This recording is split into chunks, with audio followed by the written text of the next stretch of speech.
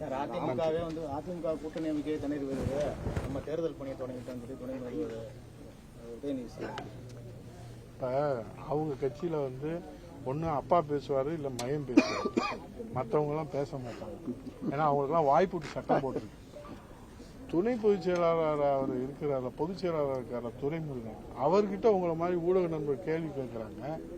என்னங்க இப்படி ஒரு கருத்து சொல்லியிருக்காங்களே, அவருடைய பார்வையை அவர் சொல்லிட்டாரு, இவருடைய பார்வையை இவர் சொல்லிட்டாரு, அதனால என்னுடைய பார்வை தேவையில்லைன்னு துரைமுருகன் சொல்றாரு. அப்பனா வாய்ப்பூட்டு சட்டம் அவருக்கு போடப்பட்டிருக்கிறதா? ஆகவே இன்றைக்கு அப்பாவும் மகனும் தவிர, அதனால்தான் புரட்சித் தலைவர் ஐயா எடப்பாடியார் நேற்று நூற்றாண்டு விழாவில் சொன்னார், அது குடும்ப கட்சி, அது குடும்ப கம்பெனி, அந்த கம்பெனியில் இருக்கிறவங்க அப்படிதான் பேசுவாங்க.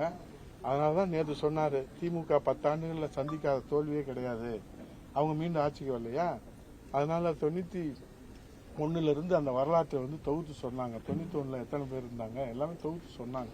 நீங்க நேற்று ஊடகத்தில் பார்த்துருப்பீங்க. அதனால அவங்க வாய்ச்சொல் வீரர்கள், அண்ணா திராவிட முன்னேற்ற கழக தொண்டர்கள், புரட்சி தமிழர் எடப்பாடி தலைவர்கள் செயல் வீரர்கள். அதனால அந்த பொறுப்போடு செயல்படுவாங்க. நன்றி. அதே மாதிரி சார், கூட்டணி இல்லாம அதிமுகனாலையும் திமுகனாலையும் வெல்ல முடியாது அப்படின்னு சொல்லி கம்யூனிஸ்ட் கட்சி சொல்லியிருக்காங்க. அது மாதிரி தனித்து இந்த வரக்கூடிய தேர்தலை திமுக ஜெயிக்க முடியாது.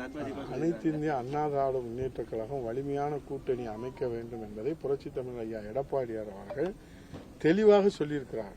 இன்னும் தேர்தலுக்கு 1.5 ஆண்டு காலம் இருக்கிறது. இப்ப நாங்க கட்டமைப்பை வலிமைப்படுத்துகிற பணி, அடித்தளத்தை வலிமைப்படுத்தி, இப்ப ஜனநாயக ரீதியாக நீங்களே பாத்தீங்க எப்படி கருத்துக்கள் சொன்னாங்க. எங்க ஒன்றிய செயலர் எல்லாரும் இங்க சொன்னாங்க. இங்க இருக்கிற அன்பழகன் சொன்னாரு, இங்க இருக்கிற கண்ணன் சொன்னாரு, இங்க இருக்கிற விஜயன் சொன்னாரு, இங்க இருக்கிறவங்க எல்லாரும் சொன்னாங்கல்ல.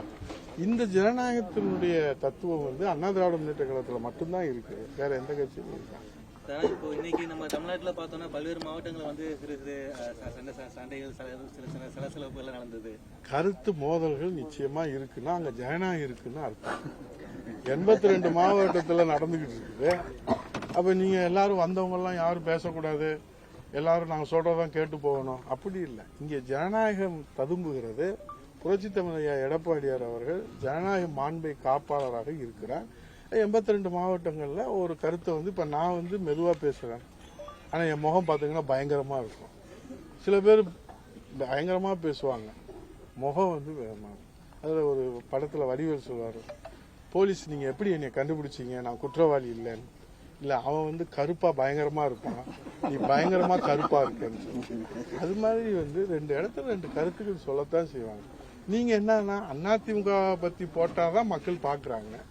உங்களுக்கு அதுதான் அந்த செய்தியை நீங்க முக்கியத்துவம் கொடுக்குறீங்க. இப்ப நாட்டுல பாத்தீங்கன்னா கொலை, கொள்ளை, கற்பழிப்பு நடக்காத நாளே இல்லை. எதையாவது போடுறீங்களா? நான் என்னப்பான்னு தான் கேட்டேன் அன்பழகன், அது நீங்க போடுங்க. ஏன்னா அதுதான் மக்கள் அதிமுகனா நேசிக்கிற கட்சி, மக்கள் நேசிக்கிற கட்சி, மக்கள் விரும்புகிற கட்சி, மக்கள் வரவேற்கிற கட்சி. ஆகவே கருத்து மோதல்கள் இருக்கிறது என்றால் அங்கே ஜனநாயகம் இருக்கிறது. அந்த ஜனநாயகத்தின் அடிப்படையில் கருத்துக்களை சொல்லுவாங்க. அதனால நீங்க அதை பாத்தீங்கன்னா அங்க திருநெல்வேலியில் என்னாச்சு, கும்பகோணத்துல என்னாச்சு, மதுரையில் என்னாச்சு ஸ்ட்ராங்கா பேஸ்மெண்ட் போட்டிருக்கிறோம். அதனால எல்லாம் நல்லபடியா தான் நடக்கும். இதை காட்டிலும்லாம் பயங்கரமான கருத்து மோதல்கள் எல்லாம் நடந்திருக்கு அதிமுக வரலாற்றுல, உங்களுக்கு தெரியும். ஆனா இது ஒன்றும் இதுல டேக் இட் ஈஸி. ஆனால் நீங்க அதை பிரைம் டைம்ல கொண்டு வர்றீங்க. எப்படினாலும் எங்க கட்சி வளரதான் செய்யும். ராமதாசுக்கு வேலை இல்லை அப்படின்னு முதல்வர் குறிப்பிட்டது.